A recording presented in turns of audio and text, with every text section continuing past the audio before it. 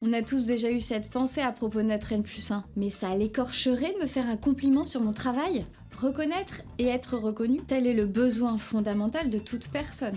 Dans Parcours de la reconnaissance, Ricoeur nous explique la différence entre reconnaître et être reconnu. Reconnaître qui permet d'objectiver, et le fait d'être reconnu, c'est plus subjectif, mais ça n'est pas moins important.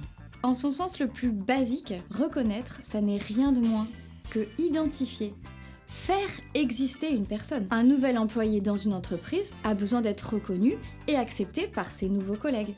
Lorsque Marcel Mauss explique sa théorie du don contre don, qui va se jouer finalement dans un contrat de travail ou même dans un contrat de prestation, il y a bien sûr un échange matériel de biens, de services, mais il y a aussi un échange immatériel de reconnaissance de l'autre.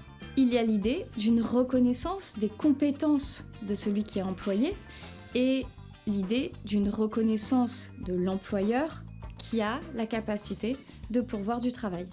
Mais alors, que reconnaît-on au travail? La personne, le processus de travail, le résultat du travail? Les trois, mon capitaine. Le travail, dans sa fonction sociale, va fournir une reconnaissance à l'individu de sa valeur personnelle. Le travail, dans sa fonction organisationnelle, va fournir une reconnaissance du processus pour arriver au résultat. C'est-à-dire que quelqu'un pourrait ne pas y arriver, mais on va reconnaître l'effort qu'il a fourni. Enfin, le travail dans sa fonction productive va permettre de reconnaître justement le résultat du produit ou du service. Tout ça en plus du salaire. Et si en plus il peut y avoir l'expression d'une vraie, d'une sincère gratitude, alors là, c'est parfait. La reconnaissance, c'est un équilibre, aussi bien pour celui qui la donne que pour celui qui la reçoit.